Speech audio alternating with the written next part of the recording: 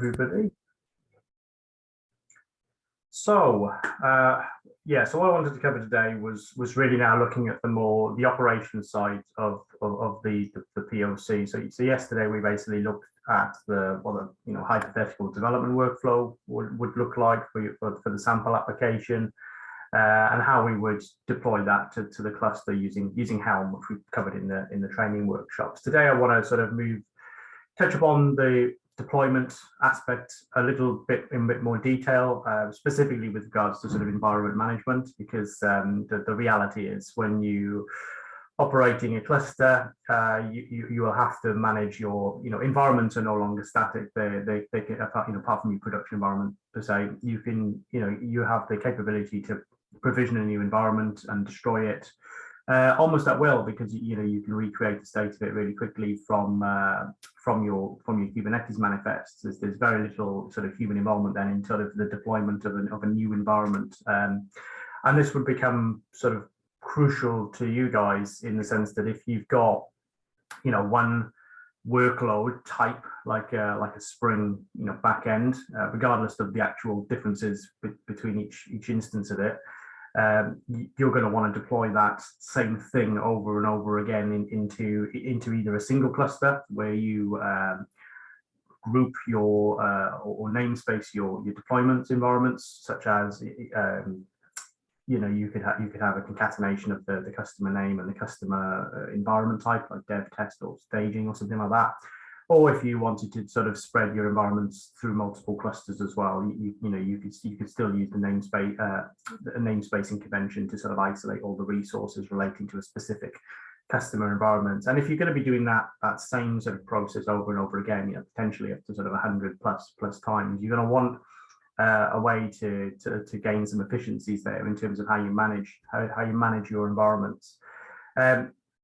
So what you'll probably end up with, there's a couple of ways you could do this, but I very much, you can have a one-to-one relationship with your sort of source code repository and a pipeline, the continuous delivery pipeline. So what that would mean is, obviously, if you committed to this repo, this POC repo, for example, a change, the pipeline would build the Docker image, publish the Docker image, and then it would start deploying it to your Kubernetes environments. So whether it's you might deploy your development build or test build to your test cluster, run some automated tests, and then promote it to your production cluster, for example. So that's if you really wanted to do sort of true continuous delivery, where you didn't have to worry about any external dependencies in the delivery of a single code repository like a Spring Boot application. So that's one way you could do it. The other way you can do it is you can actually create a completely separate repository. So you separate your sort of CI from your CD effectively. So your CI, your code repository is responsible for your CI, building and publishing those images, and the CD is then responsible for taking those images and shipping them through to production.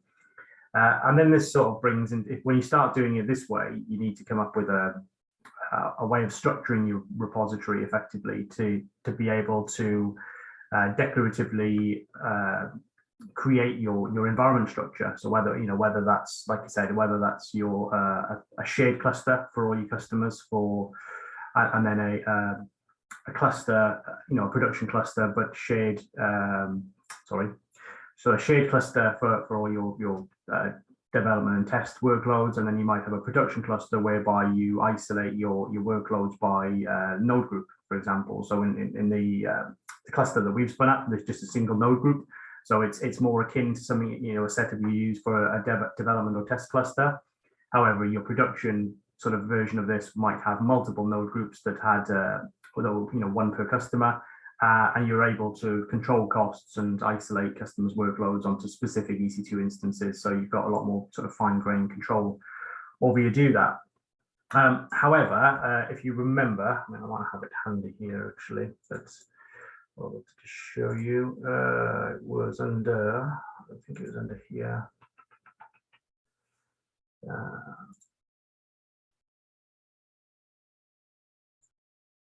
Just trying to think where we were. I think it is.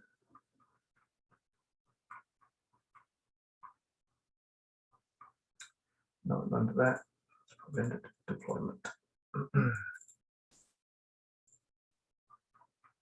Yeah, so if you remember, you might conceivably end up with potentially quite a lot of duplication in your sort of YAML files if you when you start to create these sort of directory structures. If you want a truly sort of declarative environment where what's in your version control is effectively what's deployed to your cluster, there's a lot of benefits to that, because obviously you've got a full audit trail and change control automatically built into Git, because Git is effectively a source of truth. What you will find over time that's going to become unmaintainable. That example that I gave in the workshop is just a sort of single code repository that's maybe deployed to 3 different clusters, in a very simple scenario. So if you times that by 100, because you've got 100 different configurations, but effectively configurations of the same thing, that's going to become a bit of a pain in the ass.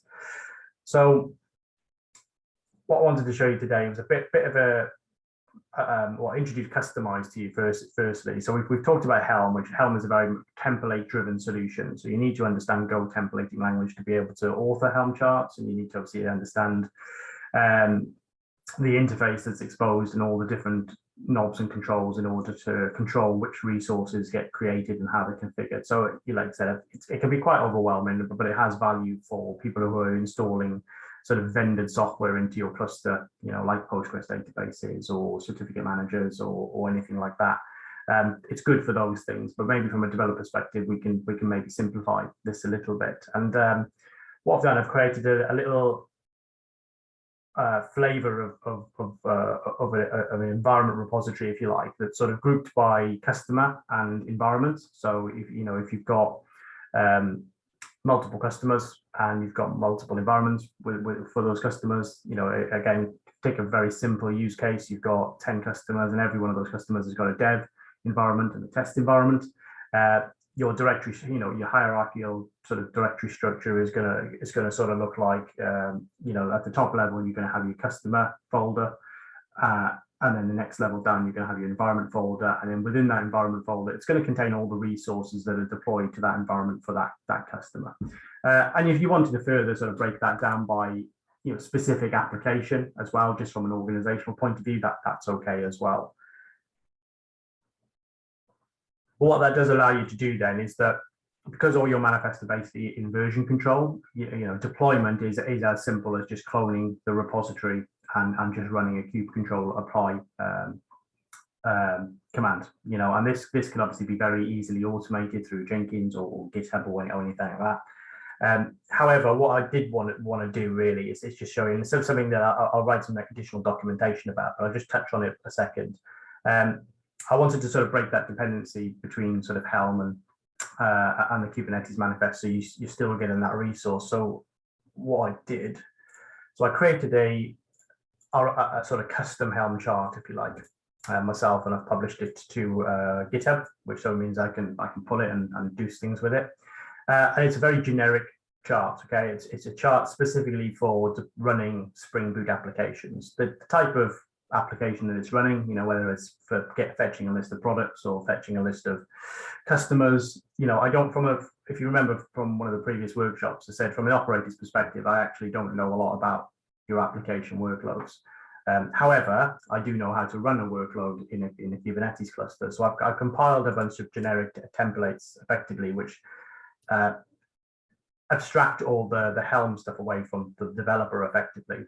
And this rather than having to maintain a chart per repository, which you might consider doing in your first instance, if you've got 100 repositories then for your backend code and one for each customer, you're going to end up with 100 Helm charts that pretty much look identical in terms of the deployments, the configuration maps, the ingress resource, surface resource. So I've extracted all this into a template effectively, and published it, and then we can utilize what it effectively means from our POC repository is that this folder here, the sort of template, the Helm chart that's embedded within here, this can be deleted. This now no longer needs to exist there. So it obviously simplifies our code repository to some degree. And what I'm basically doing is I've built this this little repository. I've created a little release workflow for it. So anytime I make changes to this repository, it's going to publish all the charts that are in here to my public repository, if you like. And that just means that I haven't got to worry about authentication for today. And I've got a couple in here. I've got one that deals with specifically creating the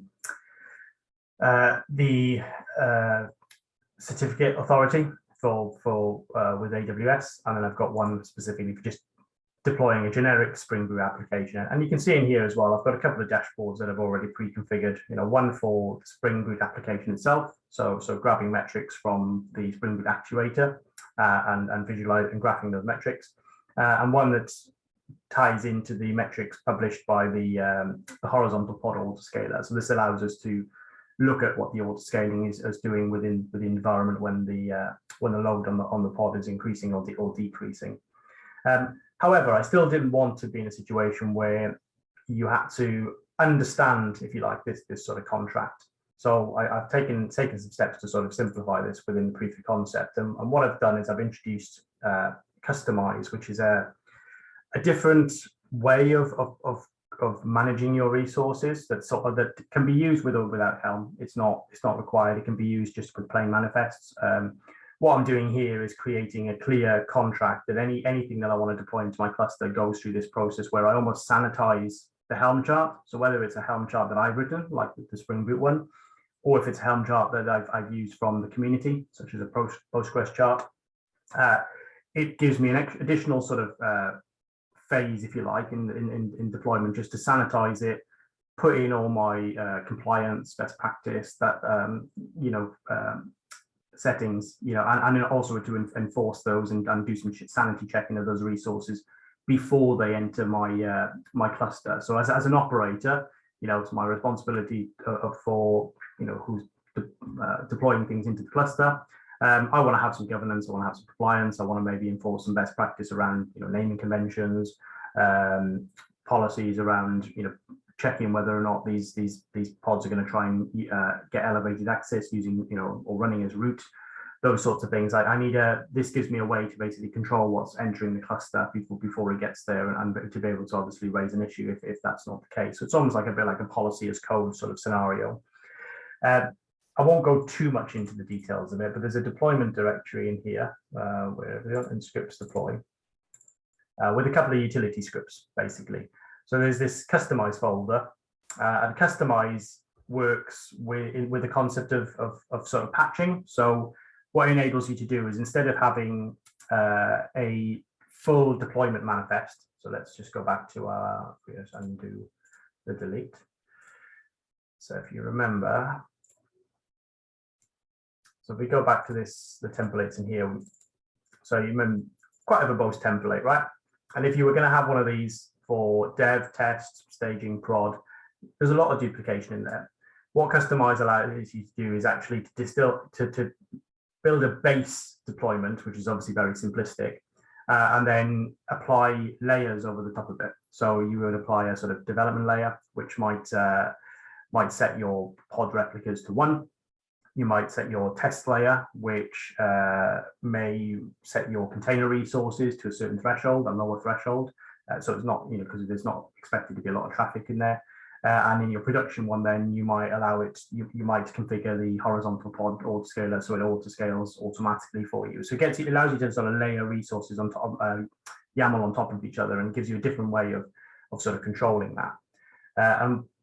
So what I've done here is I've basically written a couple of little scripts. There's a create script, which effectively takes this Spring Boot chart that I've just shown you here. So it takes this chart and sanitizes it. That's the first bit it does for me. So sanitizes it from the point of view of all the naming conventions, all the resources that we are allowed to configure within the environment. Excuse me. And then creates this directory structure. So these are just all templated files effectively, and it creates a directory structure under here called build, and creates this. So we've got base, components, and overlays. And this is a customized directory, so different from Helm, where you've got a bunch of base resources, a bunch of components or common components, and then your overlays, which would be your sort of environment specific changes. So when you actually use the customized command line, what will happen is it will apply the bases, and then it will layer the overlays on top, and the overlays would actually change the manifest and then spit out your YAML at the end of it. So what it looks like here, I mean, just to give you a flavor of this. So I've created I've got my base overlay, which is all the resources that came out of the Helm chart. I've sanitized them all, so they're all conform to my best practices, which is great. And I've made some small, adjustments here with the transformers. So, for example, I've been able to apply a common label set, for example, to all the resources. So, and then what I'm going to do, it applies the overlay. So in this case, it's a development overlay. I've got a small patch that says, well, okay, we're in a development environment. I don't want to scrape my metrics every 10 seconds. I want to scrape them every 30 seconds, because obviously there's a cost to scraping.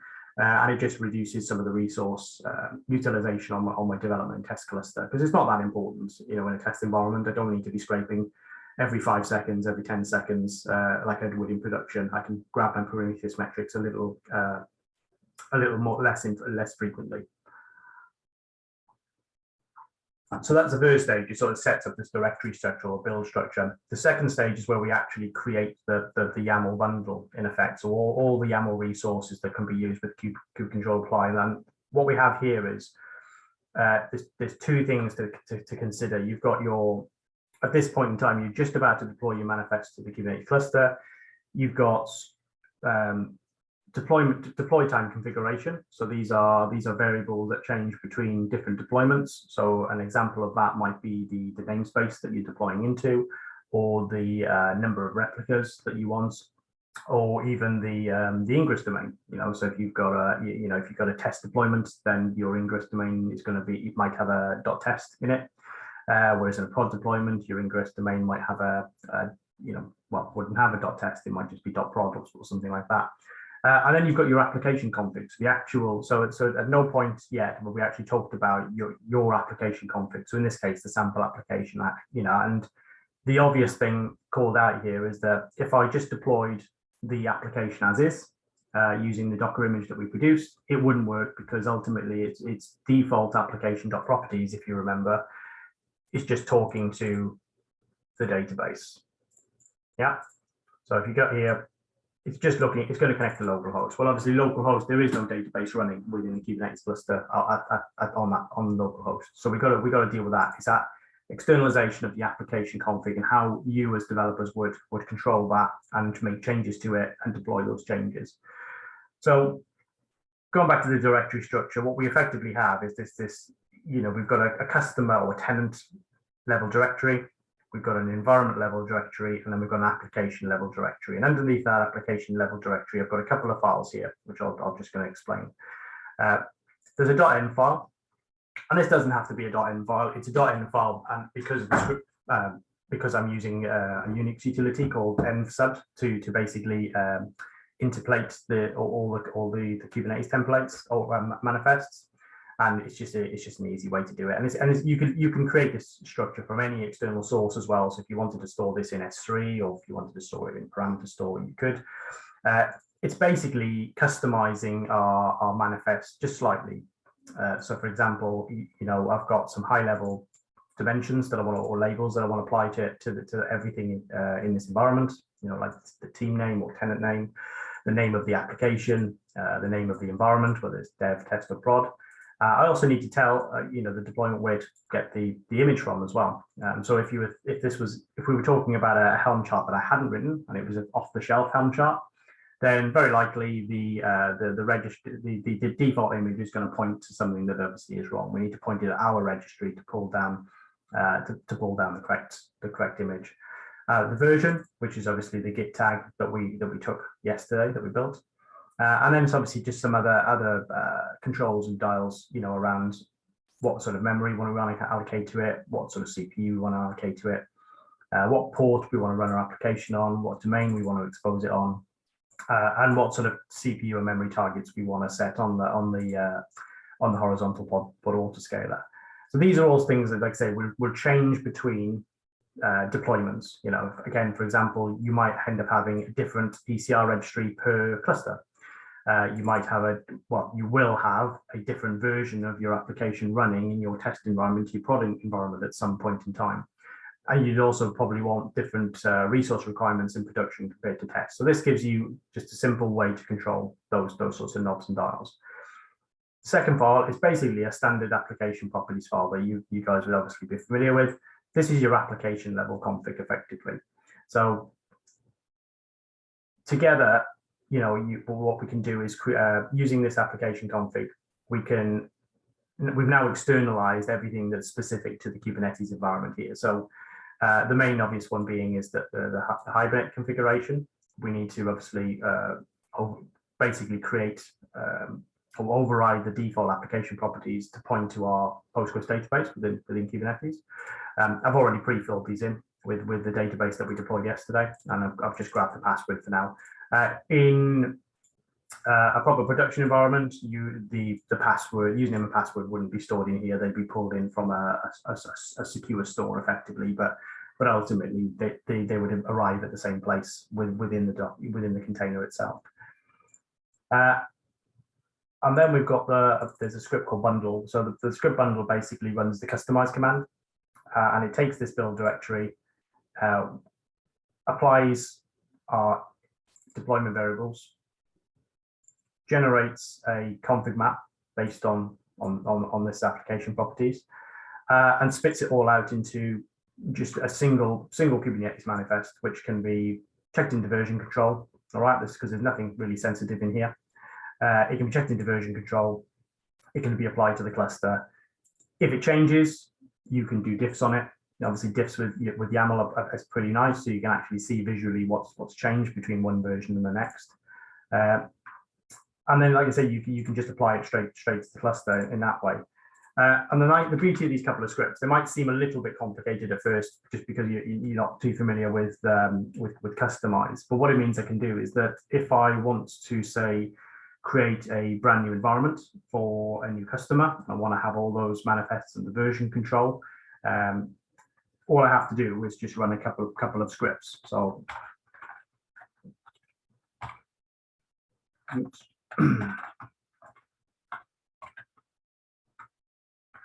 So it takes a couple of parameters. So it's the name of the chart repository, which is in this case my public chart. It's the name of the chart that I've produced, which is the Spring Boot chart, the name of the chart version, which is 003, so it's the third iteration of it. And then we've got three sort of parameters then that are obviously important. So XIV is the tenant ID. So if I wanted to create a new tenant called Phil, I wanted to create a new development environment. So I've left it as dev, I'm going to call it dev. And the application name that I'm going to create is just called backend. And if I create that, it's going to create a brand new directory structure for me under my environments folder here.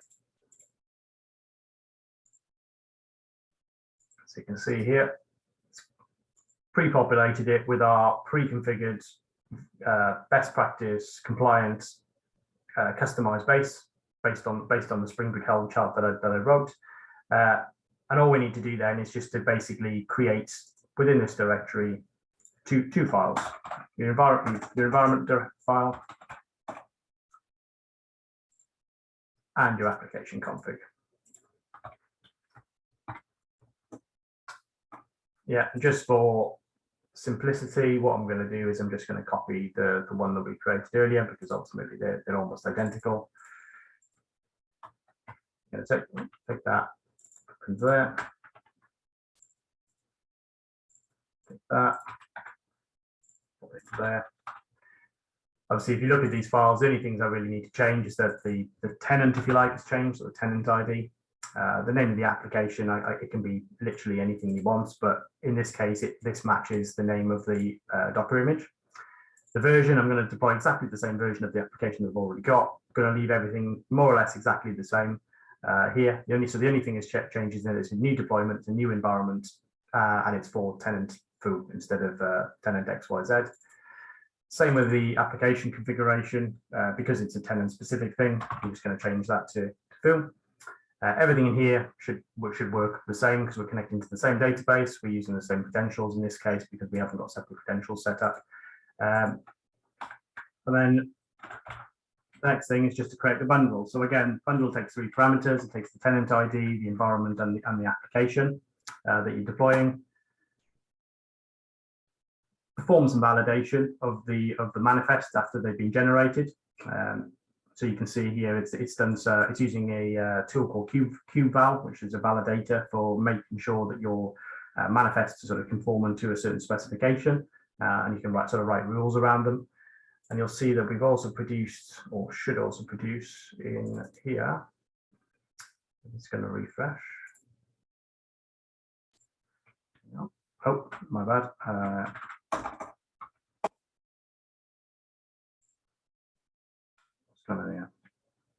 Put them in the wrong directory, haven't I? Yeah. So pop that back there.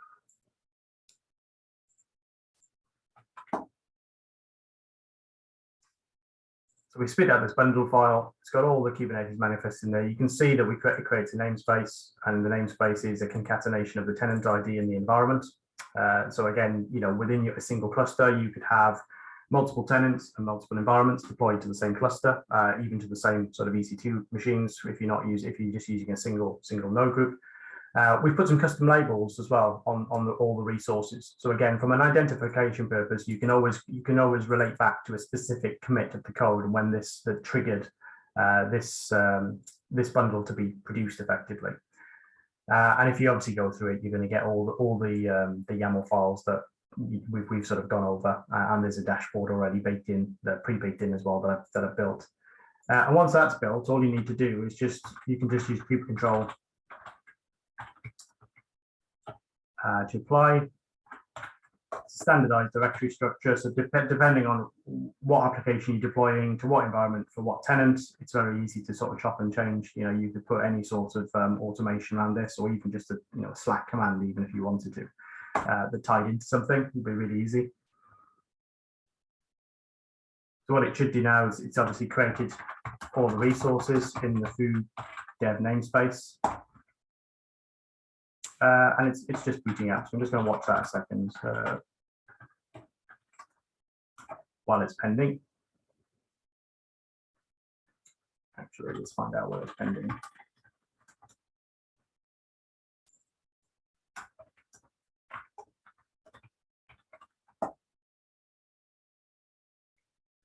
Cool. Okay. So one of the last things I talked about I think it was might have been the last session actually, was this concept of the cluster autoscaler. So that's managing the actual EC2 instances that are running in AWS. And what's happened here is that basically my cluster is full. It can't accommodate that new workload. So if we just refresh this page, we should see that it's under a little bit of stress. And the fact that it's responding quite slow is probably a good indication that there's not a lot of resources left in this cluster at the minute. So what it's actually doing now is spinning up a new, so you can see here it's this cluster autoscaler. It's actually provisioning a new cluster node, so somewhere that I can run this workload, which means I'm gonna have to wait about 4 or 5 minutes really for that EC2 instance to provision. And this is where we talked about having like an EC2 node that's almost in standby. It's warmed up and it's sitting there and it's ready to accommodate new pods. I think it's Rajiv actually. So this is something that, again, in a production environment, you would set up. In a test environment, having a node on standby doesn't really make a lot of sense because you'd just be wasting money. I mean, usually you can wait 5 minutes for a new node to be added to the cluster, for example. But in a production environment, you'd set it up such that that node was always in standby, and if you did need to scale out into it, as soon as the scheduler tries to place that pod, it'll go onto the new node, and then that would trigger a new standby node to be produced. So you're always sort of doing it in advance, so it's always on a sort of hot standby scenario. So I'm just going to leave that for a second, just to sort of come around. It might take, like I said, it might take a few. Here we go. It's taking a few minutes, not too long. So pull in the image, and you can see that we've already created an ingress resource. So it should be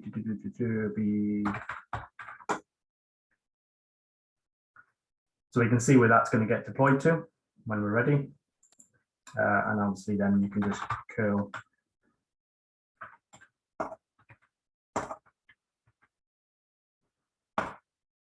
So it's not available yet because it's obviously just spinning up. It's still got issued certificates. So obviously, if those things happen instantaneously, then by the time the DNS is propagated, this will work just fine. And yeah, so that sort of gives you a bit of a flavour of sort of how I would sort of manage the sort of environment repositories if you wanted to go down this route. Now, one thing I wanted, you know, that example or scenario was about taking a single chart or single set of manifests relating to a generic workload like Spring Boot and applying different configurations to different tenants and to different environments. What that also allows you to do is also apply create, you know, like a environment promotion. So if you've got a single tenant that's got a development and a production system deployment, you can do exactly the same thing with these scripts to create a production environment effectively. So again, going back to the scripts, I could create a prod variant for this particular customer. And I would create the bundle.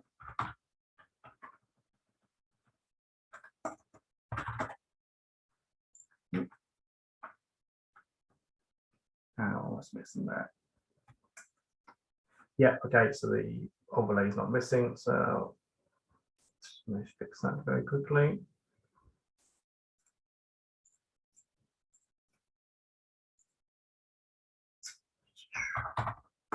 Create a new environment.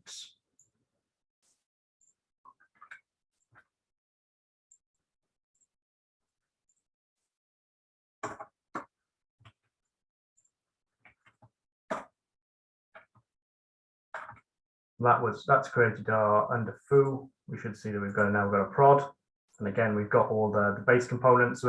This allows us to basically upgrade our resources or change what our resources like between environments, but still maintain that tracking. You've always got a complete audit trail of the base configuration that was used to generate the bundle here in dev environment, and you've got the same for in prod. So like I said, if you change the chart version or you change the rules which generate this bundle, you could compare production to development really easy just by doing a directory compare, which is quite a powerful concept. And again, if we follow the convention and saying, right, we need a deployment configuration file and we need an application configuration file. So for this, you'd imagine that this Hibernate URL would be RDS. Yeah, so instead of being a shared database that's deployed within the cluster, it might be a managed database that's external to the cluster. So that's where you change your connection URL there. Obviously, in your environment config, you might say, well, this would potentially be a different version number, so it might be the previous build. You might want more replicas. You probably almost certainly want more memory. So any of these sort of things you can change, as much as you want, and you might decide to change the target things for it. So based on that, I can create a new bundle. Spits out a new file here. Obviously, it's got my changes in there, so I just search for, like, say, replicas.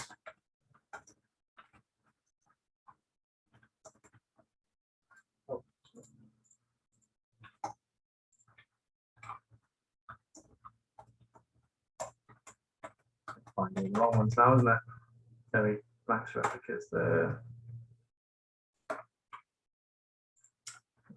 Just find the deployment instead, probably easier.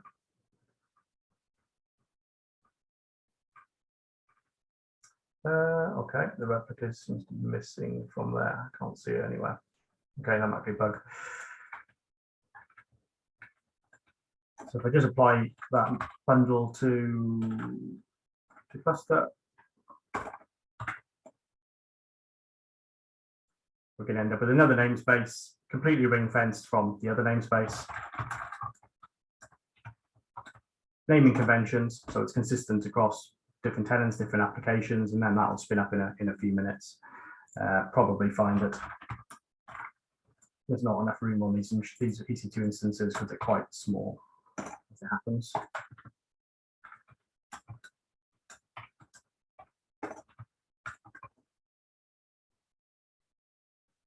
yeah, so it's triggering the pod scaler then. So basically, I've used quite small EC2 instances. So if I'm trying to allocate a pod that needs a gig of memory and a gig of RAM, very unlikely there's going to be any room on the existing ones for me to do that. So it's every time I add a new deployment, it's going to spin up a new EC2 instance. So that sort of wraps around how I would manage my environments really. You know, it's all well and good saying that you can run Helm install, and you can, but it's obviously very imperative. Over time, you're going to lose track of what's deployed and how it arrived at that state, which is obviously when you're operating at scale. You know, whether it's 100 tenants or 1,000 tenants within a single cluster. You know, the maintenance overhead for that and the cognitive load to be able to sort of understand at any given point in time what state your cluster is in is going to be quite challenging, which is why I prefer to use decorative tools like Customize. So Helm is very much an imperative tool. You give it a command, and it installs manifest into your cluster. There is no real way to see what's there other than to use the kube control and introspect those resources. With Customize, it enables you to say produce those manifests, store them decoratively within your version control system, and then automatically apply them to the cluster. So if you can imagine what a CD pipeline might look like here within GitHub, effectively what you would be doing is, let's go back to here a second. So you would build your backend repository or your code repository. It would publish a Docker image. That Docker image would have the version number of the Git commits that produce the build. You could, in theory, then automate uplifting or automate deploying into the dev environment, for example, because all you'd really be doing is basically changing this version for the new version. So you could do that automatically if you wanted to. But that's a complete choice up to you guys and how you want to gate the versions. You know, it comes down to how you want to release your code effectively. But then a variable promotion is basically taking this value from this end file and then bringing it into this end file. And if you've got separate workflows or pipelines that are monitoring these directories for changes, then it's as simple as saying, well, if any of these change, we're going to generate a new bundle file and then we're going to apply it to the cluster. And then likewise, you know, if you wanted to do a promotion, you could raise a pull request taking this value and changing this value. And likewise, when that pull request is merged, what would happen is the pipeline would trigger for this directory, build the bundle, deploy the bundle. So you've got a really simple continuous delivery pipeline there, just with a and like I said, it's not just easy to automate, but obviously if you do need to run it manually as well, it's very simple to you know, it's just a couple of steps to be able to run these do this yourself from any machine that you want. So that's why I sort of like it, and obviously it's organized by, you know, it's organized in a way that gives you some forward compatibility to scale out and keep everything under version control in a really sort of clear and concise way. Right. So next thing I wanted to touch upon was, so we did a workshop where we looked at sort of monitoring, if you like, and at the time I just showed to give you a bit of a tour around Prometheus, and we had a little demo container that had some instrumentation. I think it was just a little Go program that spat out some metrics and showed you that you can graph those metrics from Prometheus. This goes a little bit further. So what I actually did was to build a little Spring dashboard. So I've got two dashboards here actually. So here's one I built earlier, basically, because it's a bit easier for yourself to visualize. So you can see now, this is where you start to see the benefits of some of the stuff that I've put in place. The dashboard was packaged with the deployment. So when I run kube control apply, the dashboard was deployed. It was to Grafana. It's been set up in a way that you can drill down by the application name. So the application name is actually a label on the deployment. And as you can see here, every time I add a new environment, it's auto-populated into this drop down here.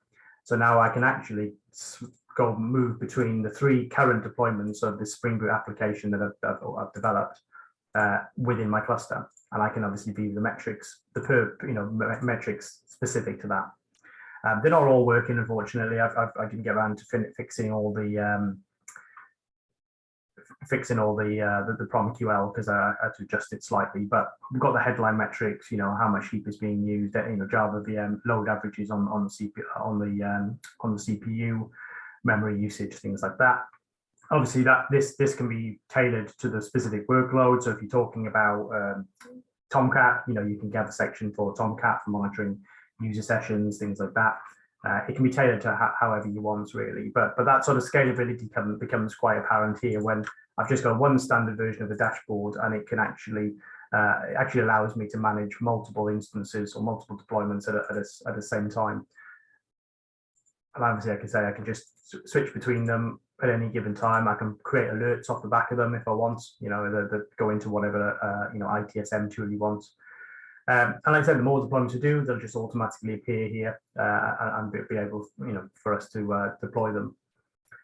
And then the other thing I wanted to show you was the horizontal pod auto scaling. So again, I'm going to do it on a different environment. So I'm going to take the prod environment, for example. So one of the things we talked about was automatically scaling your, not just your cloud environment, so your EC2 instances, but also being able to scale your workloads. There's nothing wrong in a sort of test and dev environment that if you need to manually scale out your resource with a kube control scale command, that's fine. It's suitable for a test environment. You don't necessarily need to have all the additional overhead in that environment here. Most of the time, you're not generating enough traffic to warrant having auto scaling in these environments. However, in your production environments, if you potentially got workloads that are quite spiky, that spike at different times of the day, and you don't want to be running all additional resources all the time, and you want to scale out and scale in those resources specifically, automatically to deal with those sort of peaks and troughs in your traffic, we can use the horizontal pod autoscaler. And I've deployed this as part of the Helm chart that I wrote. It's obviously set quite set with a minimum replicas of 1 and a maximum replicas of 10. So I'm not going to, if each one of my containers needed 2 gig of memory, then a max replicas of 10 would mean I need 20 gig of memory within the cluster to be able to accommodate that. So you've got ways to control, again, limit and put boundaries on your workloads, according to what you need effectively, and it's easy for you to change that as well through the configuration that I've just shown you. So what I'm going to do is I'm going to just run a little load test now. This is what, as I mentioned, I wrote a couple of load tests. I'm just going to change the environment. So this is a load test that calculates some prime numbers. It's going to calculate primes to what 100,000 prime numbers using big O notation. Linear and a logarithm. Sorry. A factorial and a logarithmic. I'm just going to change this to be, we're going to do it against the prod version. So you can see with the naming conventions, it's really easy for me to sort of flip between the environments if I need to. And if we run, so let's clear that down. So I'm not saying you have to use K6. This is just something I quite like, writing the tests within TypeScript or JavaScript, but ultimately, you use whatever load testing tool you want. This is quite nice, I find. So what it should do is it's going to basically ramp up to 50 users, trying to calculate 100,000 prime numbers using 2 different scenarios. So using ON2 and ON log n. And that's going to run for 10 minutes in total. And what you should see happen is that if you get the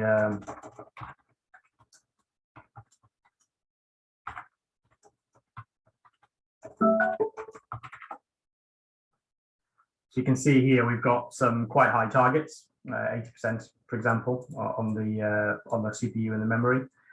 So if the memory of this particular deployment hits these thresholds, then it'll automatically scale up. Actually, I'm going to lower that because what I don't want to do is, just in case, it's got quite a lot of memory at the minute, so it's quite possible that we don't do it. So let me just make a on-the-fly configuration change. So we've got environments, foo, prods. So we're going to just take that all the way down to 40, just sort of simulate it. And actually what we'll probably do is just, well, we'll leave that for a minute because it's already set. Take it down to 25 actually. I just wanted to trigger.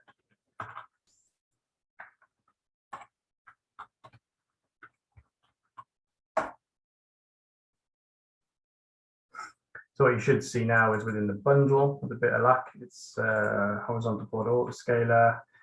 So you can see I've taken the horizontal border autoscaler down to 25 from 80. Just going to deploy that.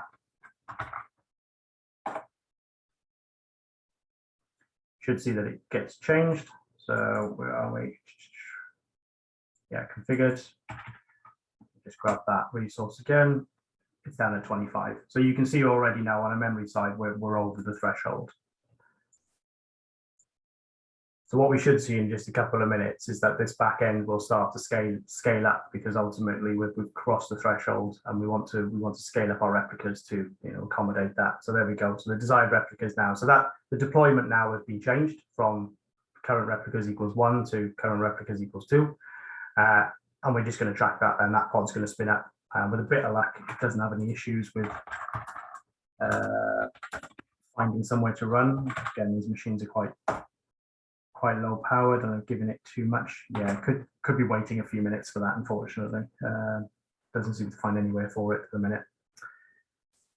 So this obviously gives us a way to dashboard, our scaling capability, and we can. It's very easy to plot. It's obviously we'll just react, and over time, then once the load sort of steps back, it'll automatically downscale your pods and clear that off. So I'm only doing this with a sub test to sort of force it to happen, really.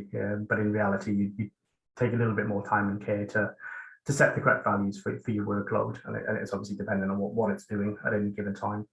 So there we go. The current replicas is up now. So that sounds like, if I do that again, we should be running.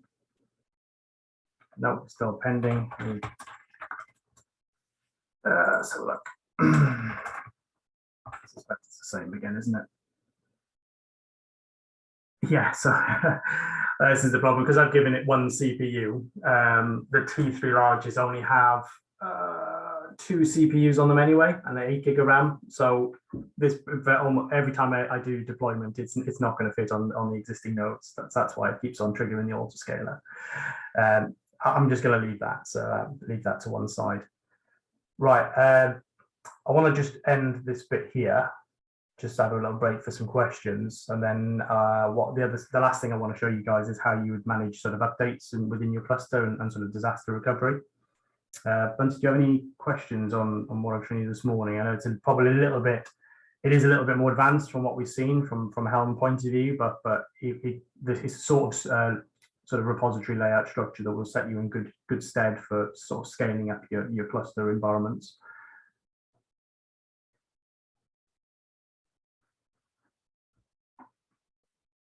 Yeah, then not from yesterday because I didn't get a chance to go through that.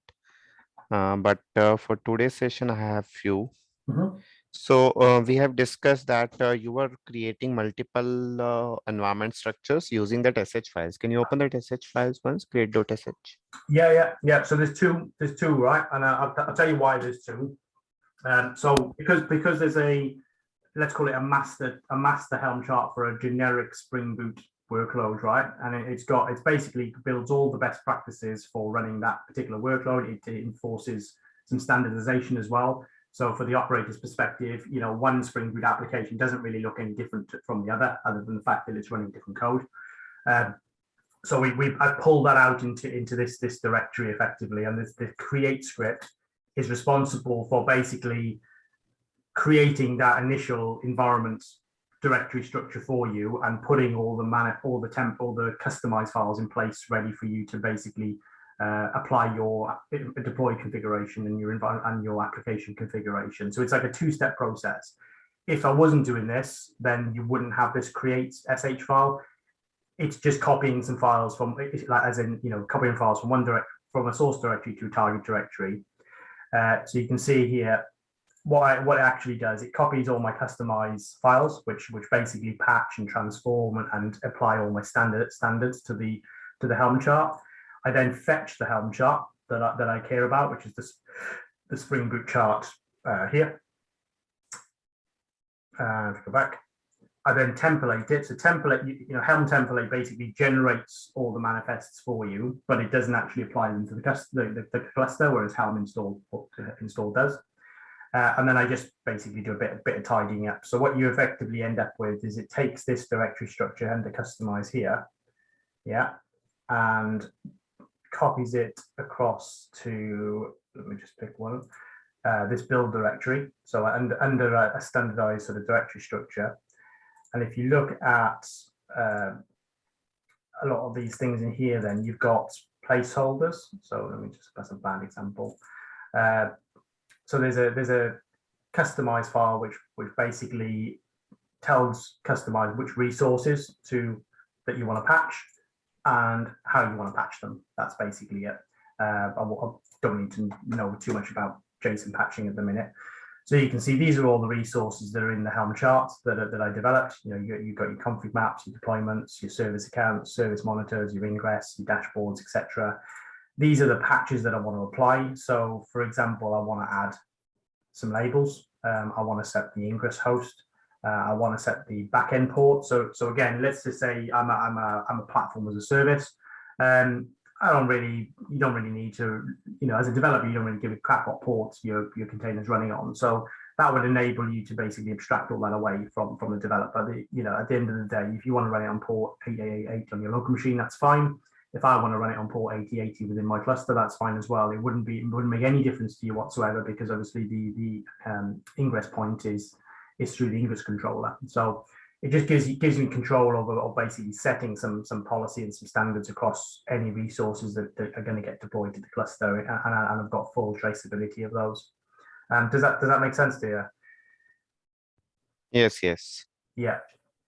So what Okay. you end up, so this creates this directory structure, like I said, then, and all you do, you run customize against this directory structure, which this is the bundle script, and so the bundle script basically takes your environment, your deployment config, it takes your application config, it applies a customized overlay for the environment that you're deploying to, so whether it's development or prod. The overlay itself, so if you look at the overlay, see, it uses all these base resources that we've already defined. So it's sort of like a base, and then you apply your customizations. So that will basically, it's very quick to run, very reproducible as well. And it spits out this fully rendered, best practice, all the compliance things on it, set a manifest that can just be instantly deployed to your cluster. So this is a complete kubectl YML file, right? This Yes, bundle.ym. Exactly, yeah. So from your perspective, then, from a developer's perspective, you're not even dealing with Helm, really. The only bit that I had to do was to build that initial base set of customized scripts to basically standardize all the workloads that are getting deployed to your environment. So otherwise it can be a bit like the Wild Wild West if you've got lots of developers deploying lots of different things to the cluster. It just gives you that clear means of control, but without retaining control, because anything that you want to get deployed to the cluster goes into version control, and the CD pipeline will deploy to the cluster. But it's deployed in a way that, like I say, you can be governed and you can enforce compliance. You can do some validation on these scripts, because like some static analysis, like you would do with your code tools, for example. So you can do things like that, and you could sort of say, create policies against this bundle as well, to say, okay, well, I've got a policy that says that any deployment shouldn't use the root user. So I could write that policy and apply that policy against this bundle file before it got deployed. And obviously, if it failed that policy, I could raise an issue with it, or stop the PR being merged, anything like that. And this is a sort of CD/GitOps sort of setup that it becomes.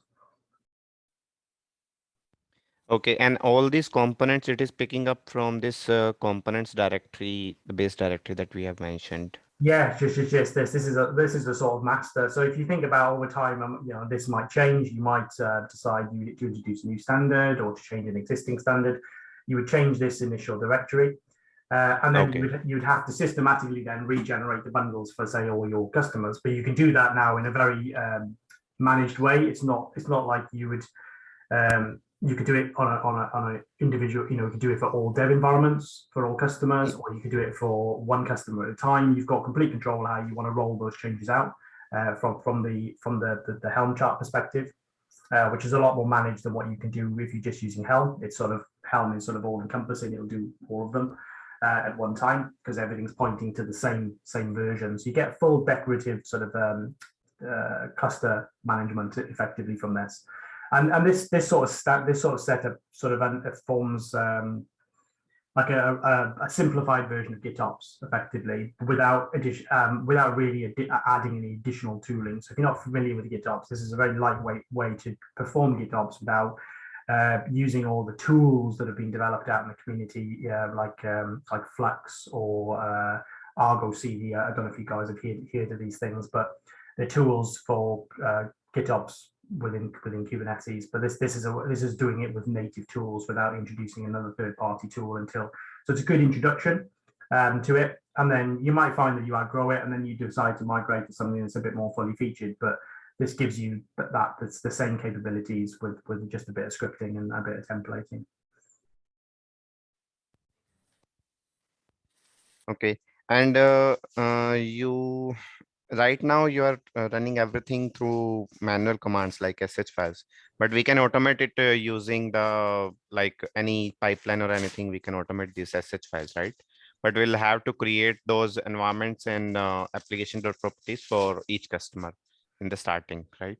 Yeah, so again, this is a very simplistic way of doing it, whereby you say, okay, for every tenant / environment combination. I think we can some way generally make it generic. If we are using our own database, then we can make it generic. URL will be. But if we are using the customer database, then we'll be doing it for each customer. There's lots of ways you can do this. So this is using Git as basically a source of truth. So if you could, if you wanted to, push these two, so you could push these two files effectively into something like SSM parameter store or HashiCorp or even something like Spring Cloud Config Server. And then you would just tweak your pipeline then in order to where your application sources that from. So if you took the example, if you took maybe a view of, okay, at some point in the future, I'm going to deploy Spring Cloud Server right into my cluster. Spring Cloud Server is going to manage my application config. So as a developer, if I want to create a configuration for a specific tenant / environment, I'll use Spring Cloud config. I'll put it into there as an application properties file. And then you've got two options, the way I see it then, in terms of how you pull down that config for your pod. Option one is to use an init container, which just uses a curl command to the relevant endpoint within Spring Cloud Server. So that's one way you could do it.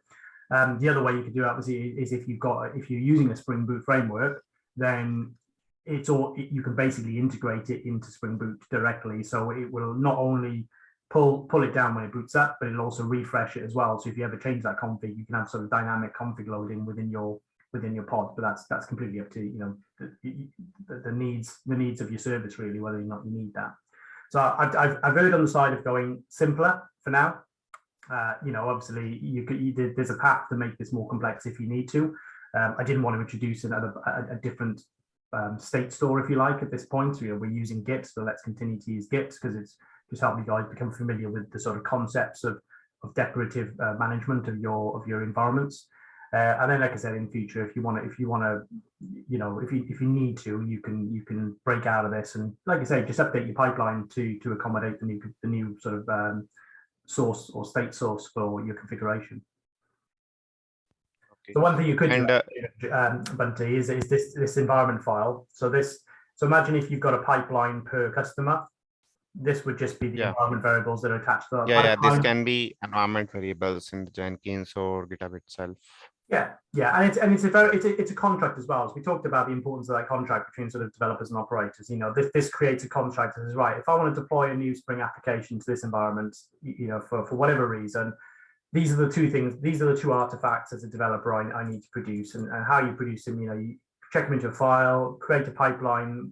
You'd have a template maybe that creates all this for you, the pipeline for you, fill these in, create your application config, and boom, it's deployed and using it in a few minutes. So. Okay. And this rancher that you showed us, is it already configured in your environment? Yeah, so Rancher is think of it as it's a cluster management tool over the top of Kubernetes. So it's a UI, it's administrative dashboard. I tend to use it for sort of read-only purposes, but it allows you to it's got some nice things in it in terms of it's got integration with your monitoring. This is basically all the different resources that you can introspect through the kubectl API. So it's got everything in here that you want, and it keeps track of them. It obviously provides visibility and metrics into everything. So if you go to the monitoring, for example, we can go to Grafana. Well, we're already in Grafana actually, but you can click into Grafana, and then I've got my full cluster metrics here. So you can see that. So you can dive into that. So the dashboard that you showed us, and did you configure it manually, or it is readily available in this one? Yeah, this one. Yeah, so this is something I built myself. Like I said, it's not fully complete because there's quite a lot of things on there that I but we can tweak it, right? The things that we need, we can configure it. Absolutely. Well, like I said, if I was writing a Spring Boot application, there's probably a fixed set of metrics that I want, whether I deploy it once or 100 times. Yes. I probably only just author one dashboard. But yeah, I guess the idea is it's for every workload you create a dashboard, or a dashboard that can basically do this and find other. Find all the deployments for that dashboard type, and then you can sort of drill down into them. So yeah, you've got completely free reign over how you want to set this up. Once it's set up, it doesn't really need to change. So. Okay, and whenever we are deploying any new application, it will be automatically coming in this Grafana tool, right? Yes, yeah. So what happens is when so let me just show you quickly with the. Probably best to show it from Rancher. So there's because I've installed Grafana and Prometheus within this cluster. What we have is a custom resource definition, which is an extension to the Kubernetes sort of native resource API. It's called Service Monitor, and a service monitor is obviously attached to basically watches for a service resource, which is I've introduced you guys to before. Yeah. See here. So if I just click on one of these, it'll show me the YAML representation of it. So as you can see, the API version is not a standard Kubernetes API. It's actually from OpenShift.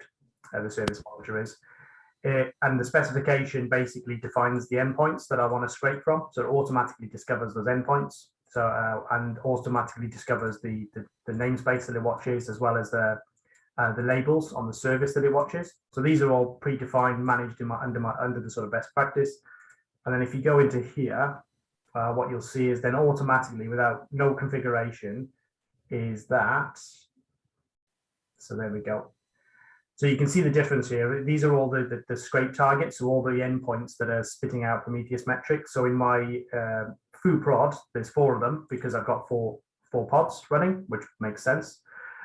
With my development pod, I've only got one deployment, one replica, so there's only one target. So there's only one container that's been scraped, whereas this, it's automatically, and this is because it's looking at the service, and from the service, it knows all the endpoints of all the containers. So it automatically knows how to pull the metrics from any new deployments that you put into these environments.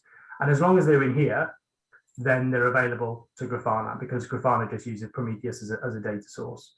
So if you wanted, so what I've done here is that I've created, so if you look at this, show you very quickly. I've created a variable called application, which uses this label values query.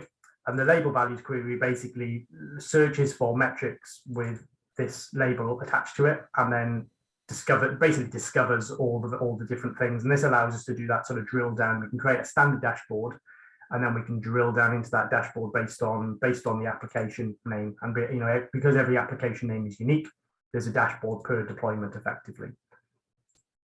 which is how you end up with this. And again, you can do this for namespaces. So for example, some of the,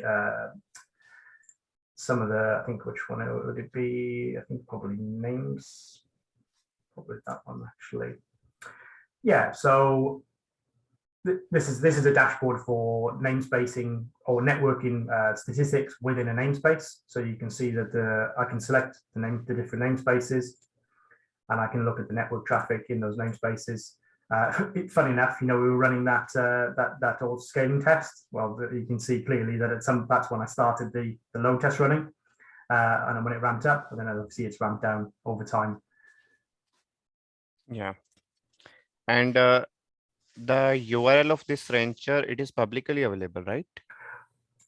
This proof of concept is publicly available, yes. But in what I would say, if you remember the network architecture that I proposed with a hub and spoke model, what you would do is you would put this behind an internal load balancer within AWS, so it's not publicly available.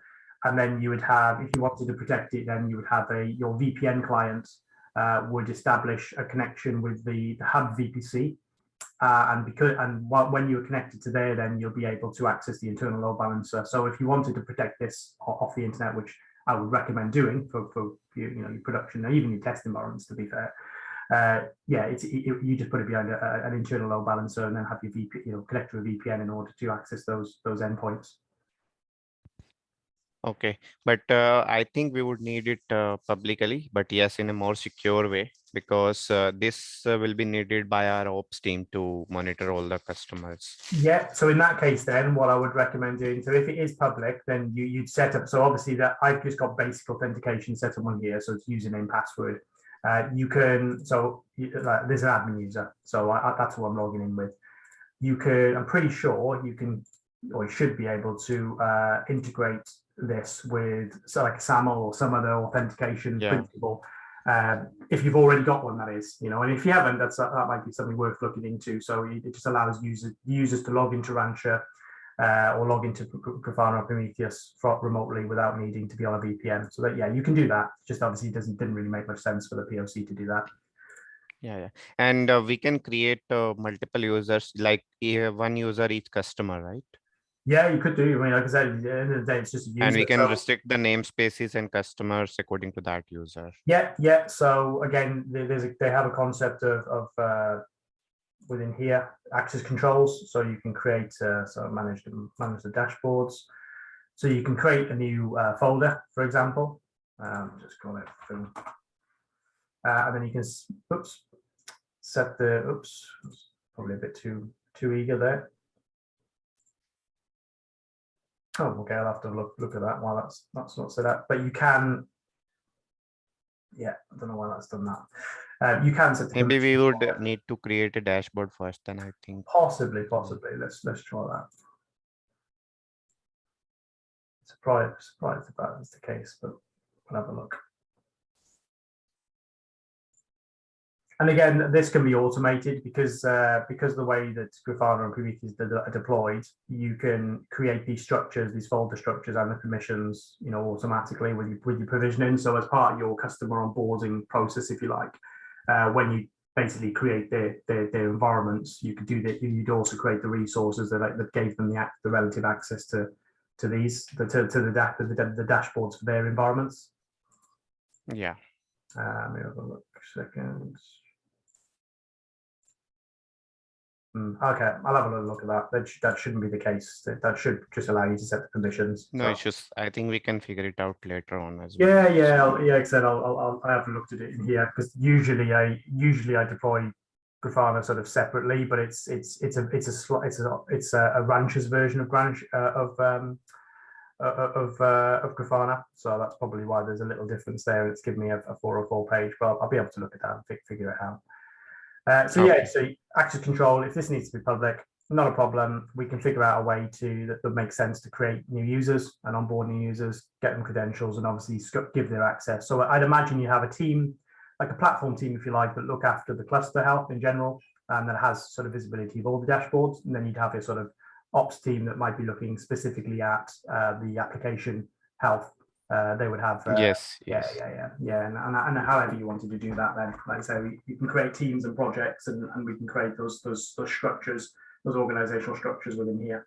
And you can also create them within Rancher as well. So Rancher has a concept of sort of projects and namespaces, so projects and users. So you could, and they should sort of roll throughout the system. So you create a project like for a tenant, and then you create a user for a project. That user should Yeah, sort of roll throughout the landscape then, and it would automatically set up the access permissions for them. yeah. Okay, I think I'm good. Cool. Okay. So I made a minor mistake yesterday in that when I spun up the Kubernetes cluster, I accidentally put it on the latest version, which I didn't mean to do. I meant to put it on the previous version to show you the upgrade process, which means I can't actually show you the upgrade. It basically, for me to destroy it and create it now, it's going to take about half an hour. So Okay. what I do want to do is I'm just going to talk you through it basically. So you can see here on the latest version of Kubernetes, I did mean to put it on 1.2.0. So this would mean that your control plane is running on an old on a supported but not the latest version of Kubernetes, and your managed node groups. So your node groups here, okay, workloads. Oh, sorry, tokens expired. Let's go back.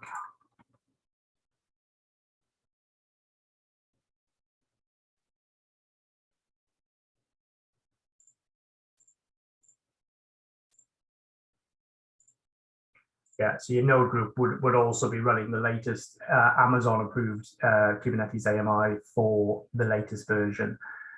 So a couple of things to know. So even if you run your cluster on an older version, it won't let you deploy a old AMI if it makes sense. So if you're right, so for every version of Kubernetes, there's a series of Amazon built and managed AMIs, approved AMIs and optimized for running Kubernetes, and they're updated regularly. Security patching, things like that. You can look them up because they're published as SSM parameters within the SSM parameter store, and they're sort of publicly available. And I think in the documentation somewhere I've got a AWS CLI command to basically look up all the available AMIs for a specific Kubernetes version and order them by the published date, so the latest ones at the top. So what that means is that even if you, like I said, over time, what will happen is that Kubernetes is going to release new versions. AWS will release new AMIs for those versions, and might release new AMIs for previous versions, which have more security updates or things like that. And we're going to have to upgrade our cluster effectively. So there's two stages here in terms of upgrading the cluster. There's upgrading the control plane, which is managed for you by Amazon or whatever cloud provider. This is really, really simple. It is quite literally just a button that appears here that says update. What Amazon guarantee is that control plane, so your API server, so when you run kubectl apply, any kubectl commands, it's talking to the API server. That API server will always be available. So even through the upgrading the control plane from one version of Kubernetes to the next version of Kubernetes is managed and fault tolerant. It does take a little while because what it's effectively got to do is got to cycle through all your control plane nodes, probably one by one, so you're not taking too much capacity out of your cluster control plane, and upgrades them. And you can obviously monitor it through the dashboard. You could probably monitor it through Grafana even by integrating CloudWatch. I'd have to see what metrics are available. So that's sort of phase one. It's a click of a button. It's not automatic. You decide when you want to start the upgrade process from one major version to another major version. And the first step in that process is upgrading the control plane, which will be sort of you'll click here and there'll be a button up here that says update or here that says update now. And that's step one. You do that, wait for it to finish, and now what you find is you've got your control plane on version 1.2.1 of Kubernetes, and you've got your node groups on version 1.2.0. So the next stage is obviously to upgrade your nodes. So regardless of whether or not you're on an old version of the AMI, when you upgrade from one major version to another, it's always going to put you on the latest AMI available at the time, which is good. So it means we haven't really got to worry about setting which AMI to use in the launch template. And again, to start, the upgrade process, it's just a simple control command. And there's a couple of ways in which you can do this. The simplest way, you can obviously do it through the management console. All right, so I haven't actually done it through here. Yeah, so you can basically, so a button will effectively appear in here that enables you to upgrade. So within here. However, my preference is to use command lines for these sorts of things, and there's a extension to the AWS command line called EKS-CTL, which is just for managing EKS clusters, and it's a useful little tool, because then all you need to do is run that command. So it's an EKS-CTL upgrade the name of your node group. So if you're in a development cluster, you might have one node group. If it's a production cluster, then you might have 100 node groups, because you've tenanted your environment app, and you've got a node group per tenant. And then, so this means, again, if you wanted to have create an automation script, then it would be very easy to basically list all your node groups and then one by one cycle through them. That's one way you could do it, or rather than having to run the command 100 times. And then that basically starts the upgrade process. So again, you've got two variants of this. You've either got one without the cluster, which upgrades it to the latest version, or you can upgrade the Kubernetes version by supplying the Kubernetes version command. So in this case, in a hypothetical scenario, we've got a Kubernetes cluster running 1.20. We want to upgrade our default node group that we've got in here, this default node group, to 121. We would just run this EKS-CTL upgrade node group command, specify the node group name in there, specify the cluster name, which we know, and specify the target Kubernetes version. And that will kick off the process. So what happens next? So how this is actually managed is all, again, it's all managed by AWS. So they have some guarantees that they've got they've got documentation about how this behavior actually happens. And there's a sort of a multiple phases. There's a sort of setup phase, a sort of scale up phase, and then a sort of an upgrade phase, and then a scale down phase. So what it effectively means is that we're going to be, so we've got a Kubernetes cluster that's spanning two availability zones, yeah. So two different data centers within one geographical, or two different racks, if you like, within one geographical location. And that the number of EC2 instances within that node group is managed by AWS with the auto scaling group. So what it will do is it will extend the capacity in your cluster by a factor of 2. So if you've got currently 5 EC2 instances in that node group, it'll scale it up to 10. The reason for doing this, and that provides you with redundant capacity in order to move all your workloads from the nodes running version 1.2 of Kubernetes to version 1.21.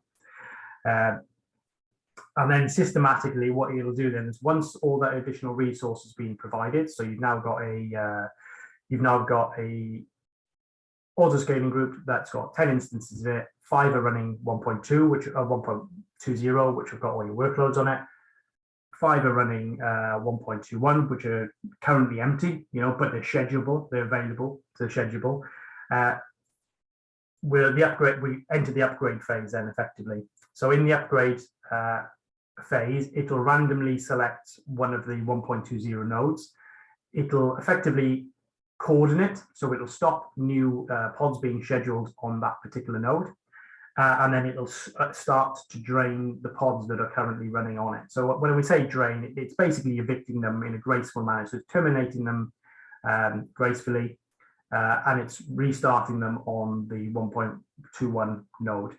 All right. So from your point of view, it's all fairly transparent, and it does this for every pod. Finishes a node. When that node is finished, it terminates that node. or sorry, it leaves that node in a sort of an unschedulable state. So effectively, it's then removed from your cluster. And then it'll proceed to do that for all the 1.20 nodes until eventually all of your deployments have been moved from the 5 original 120 nodes to the 5 new 1.21 nodes. Once that's done, we then effectively scale in the auto-scaling group again. So it terminates the oldest, if you like, the oldest nodes, which would be the ones that are running 1.20, and it would get rid of them. And this process can take, depending on the size of your cluster, this process will take a little bit of time. But even with a small cluster, I think it took, maybe 10, 15 minutes or something like that by the time it's sort of iterated through. But it's completely managed for you. And back in the day when you didn't have managed Kubernetes, this was something you had to script and do yourself, and you had to run all the commands manually. And it was a little bit of a scary thing to do in production. However, it's a lot more resilient now because the cloud provider is giving you some guarantees about what it's doing, how it's doing it, and can roll back as well if it doesn't work. It would have been lovely to have shown you this actually, but like I said, because it takes quite a lot of time, I'm not sure we would have been able to fit it in today. So just one thing to bear in mind, and something we haven't really talked about, is pod disruption budgets, which is a special kind of policy that you can attach to a pod, which sort of says, when you think about the upgrade process, we're basically disrupting the workloads that are running, and without a pod disruption budget, the control plane won't know to maintain a minimal, a minimum amount of availability. So if you had, think of an example. So let's go back to our sort of 5 node scenario, and we're going to upgrade from Kubernetes from 1.20 to 1.21. In those 5 nodes, we have got a pod deployed for a deployment deployed to every one of those nodes. All right, and without a pod disruption budget, actually, let's change that slightly. Let's say we've got 5 nodes, we've got a deployment with 5 pods, and all those pods are actually deployed to the same physical node, right? So let's call it node 1. So we've got 5 nodes, node 1 has a deployment on it with 5 pods. Without a pod disruption budget, the the managed Kubernetes upgrade would pick a node to drain, and it might pick that node. If it picks that node, it's going to shut down all your applications because it's not aware of the fact that this particular service cannot be disrupted. If it's a production service, which is sort of by design. It's all the single responsibility and all that. It shouldn't need to care about that. It's just gonna coordinate that node, shut everything down, and move it to the new nodes. And even when you move it, you might find that actually those 5 pods end up on each of the 5 new nodes. So they might get spread out, if you like, across the new nodes. The scheduler doesn't really care about that. So what we have to help with this scenario is a pod disruption budget. And the pod disruption budget would basically make sure that you had at least one node up at all times doing that draining process and eviction process from when you're moving the workloads from the old version of Kubernetes nodes to the new version of Kubernetes nodes. And it's a very simple little YAML file. It's another resource type called pod disruption budget.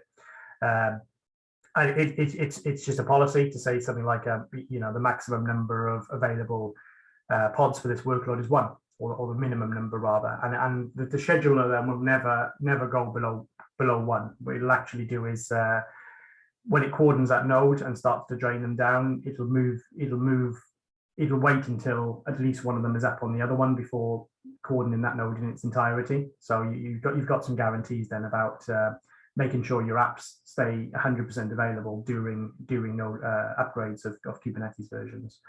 I mean, the other option you've got is to literally recreate everything from scratch with a new version. I mean, you could do that, but you'll probably end up with some downtime. So we've got these tools available to us to manage these situations. And that's really about the extent of the sort of infrastructure management that you have to deal with. There isn't really a lot there. It's a couple of commands which can be scripted into a pipeline, which can be executed by someone when it makes sense. If you want to put it on a schedule to upgrade regularly to make sure your Kubernetes cluster is staying up to date, as long as you've done some testing to prove that during the upgrade process you don't lose access to any of your applications, then yeah, do it as often as is necessary.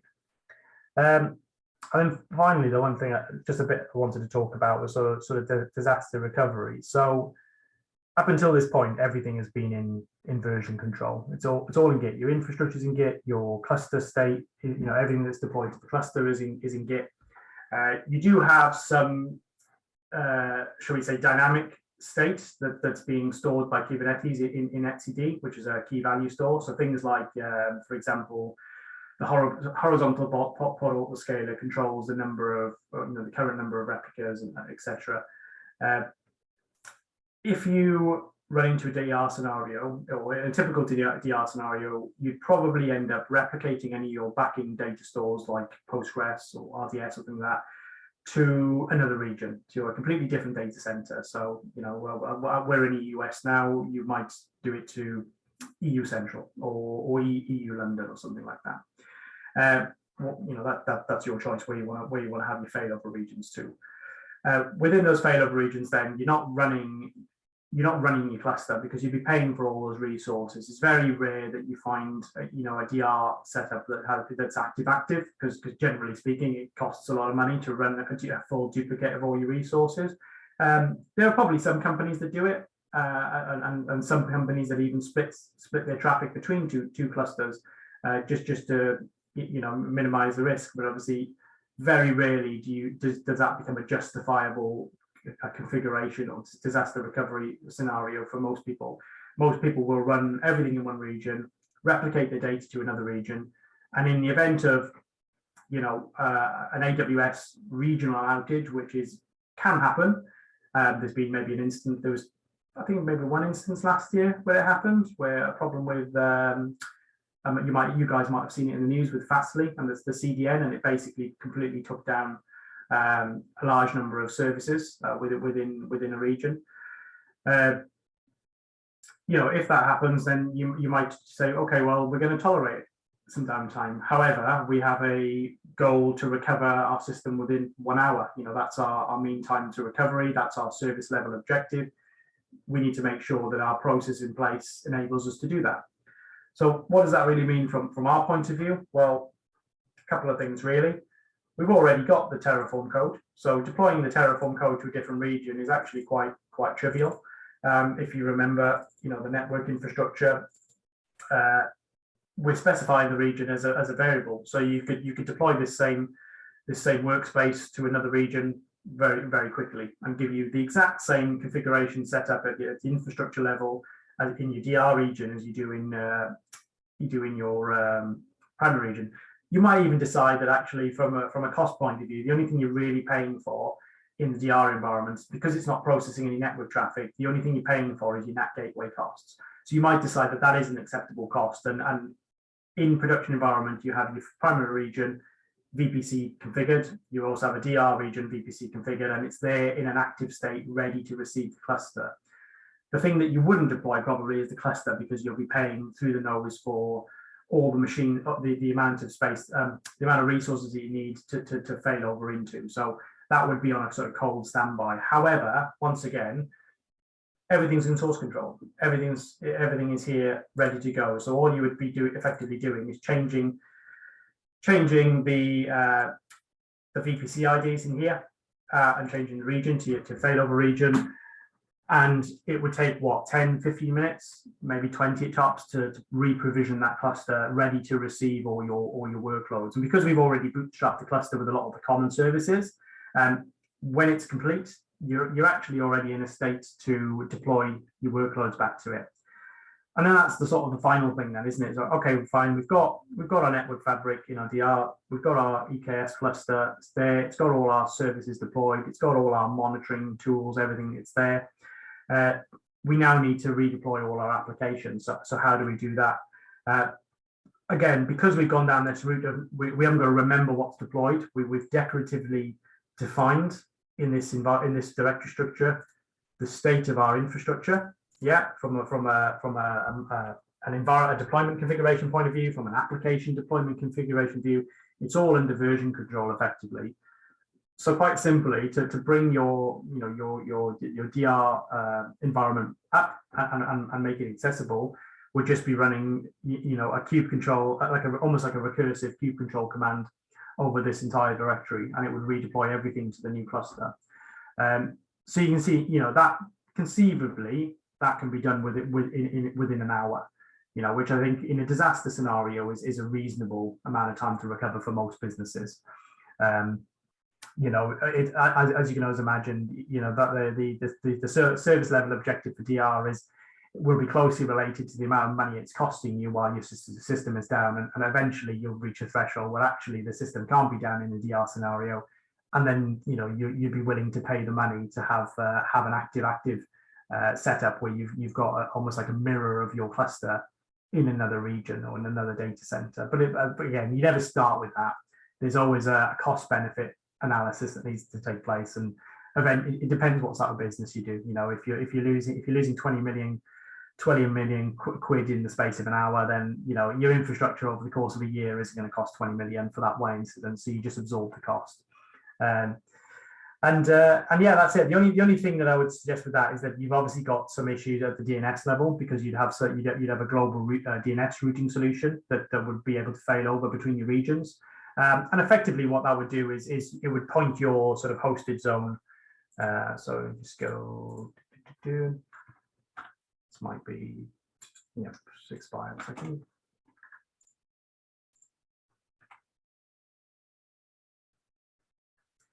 So what you probably have is at your global DNS level, you would have failover at the DNS that basically said preferred your primary region, but in the event of that primary region being unresponsive and those DNS servers not responsive, it would fail over to your failover region, and it should instantly start working because ultimately the traffic would be going to your Ingress controller, and the hosts would be exactly the same coming from the clients. Therefore, it would get routed to the right backend pod. It should be completely transparent to your end users about whether or not they're using the primary or the DR. And obviously, like I said, the DR is not a permanent state. Once it comes back, typically you would fail backwards. And there would need to just be that reverse process in order to sort of facilitate that. So as part of that DR failover, once it's set up, you'd obviously start replicating your data from your DR region back to the primary region. So when you did flip back, obviously all your data's there again. So that obviously takes a little bit of configuration and setting up, because it's very dependent on what data you're actually replicating, whether you're using RDS or you're using some other database, that sort of stuff. But that's really all you need to replicate back and forth. So hopefully that sort of gives you a flavor of how I wouldn't say trivial, but how using infrastructure as code, using decorative management of your environments within Kubernetes can prove quite useful in a DR scenario, for cluster recovery. There are ways. So you saw yesterday the Veliro Helm chart. The Veliro Helm chart will actually back up your etcd cluster, so your the deployed state to be cluster. The only problem with that, and I can think of a very good example, was so if you try to restore your cluster from using Veliro, it would work. However, what you would probably find is that all the regional specific configurations in your manifests would be incorrect. So things like your Route 53 zone, which is specific to your it would be different in one region to another. So if you fail over, the Let's Encrypt staging configuration would be have the wrong value for Let's Encrypt, the wrong value for the hosted zone. So if you try to issue any new certificates in the DR environment, it wouldn't work. And I've been looking to see if it's not necessarily a flaw of it, but obviously it's a restriction when you do it for certain types of workloads that you're failing over. So, I think using this mechanism, you've got full control, because all you need to tweak is a couple of deployment configuration parameters, and that will roll throughout your landscape when you redeploy them effectively. And because you've got the auto-scaling in place, it'll scale up to what it needs to be able to accommodate the load that's on your system. You can imagine as well, if people are if your site's down for an hour, you're probably going to get a big spike of traffic on the other side. And you might even look at introducing some rate limiting somewhere within there, just at the cloud level, just to sort of facilitate not being overloaded and sort of DDoSing yourself when you're bringing these services back online and all the customers are trying to frantically control and refresh and get their data. So I've seen it happen. It's usually a good idea to have some sort of rate limiting in place within your production environment to help with those scenarios and stop you being overloaded. Yeah, that's about all I got to say really on the DL, unless you have any specific questions, Bunty. Yeah, so while upgrading, we discussed that how does AWS manage this while upgrading? If we are, does we provision the nodes or AWS manages on its own? All provisions. So if we go into here, for example, so you can see we've got a lot of nodes now. I have to shut these down, and it's going to be a big bill at the end of the day. So if you go into launch configurations, launch templates, wherever they are, launch templates, sorry. So there's a launch template for our Kubernetes cluster, yeah, which is this one. I think it is. Let me just check. Should be those details. Might not be that one actually. This one.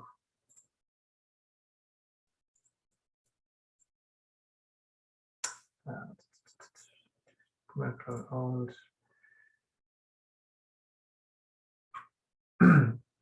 Yeah, so there's a launch template that's related to your node group. So when you start the upgrade process, what it does is it creates a new launch template, which is using the new AMI.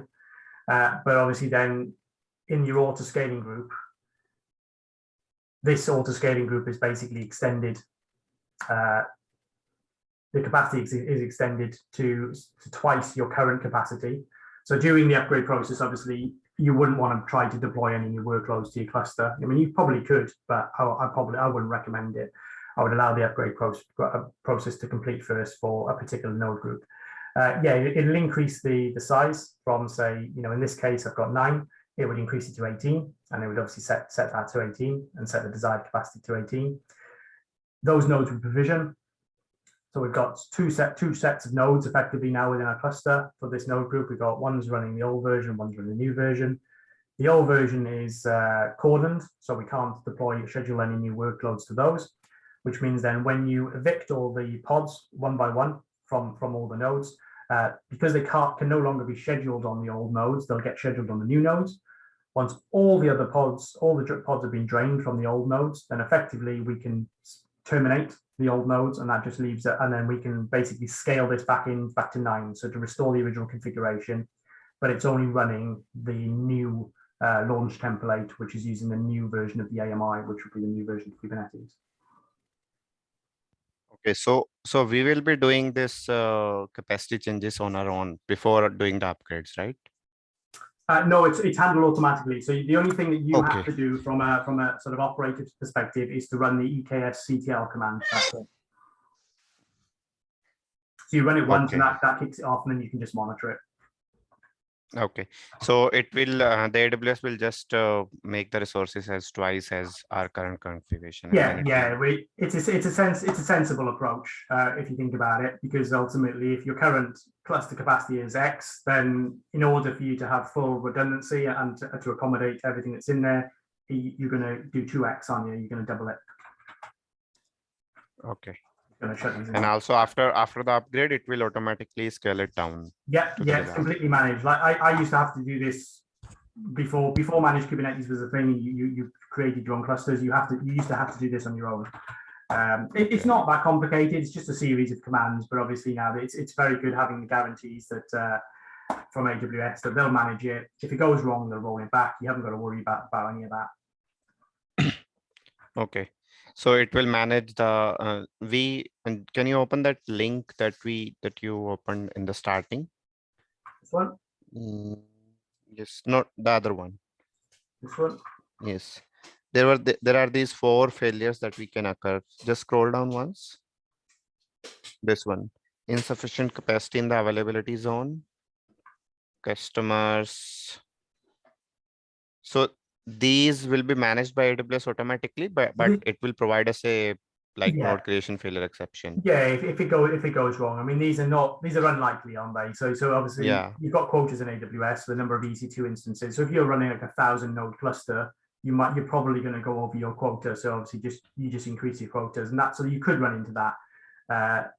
But in the sense that it would roll back anyway, so you wouldn't be left in an erroneous state. You could then go back and fix the issue and then run it again.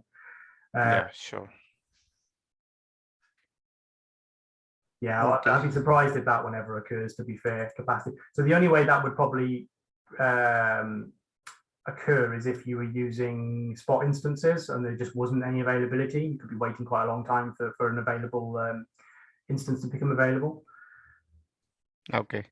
Customer use data. Well, being as we're not specifying a custom AMI, then that shouldn't be an issue because it's an Amazon managed AMI. Obviously, it's something that could go wrong if you did want a custom AMI.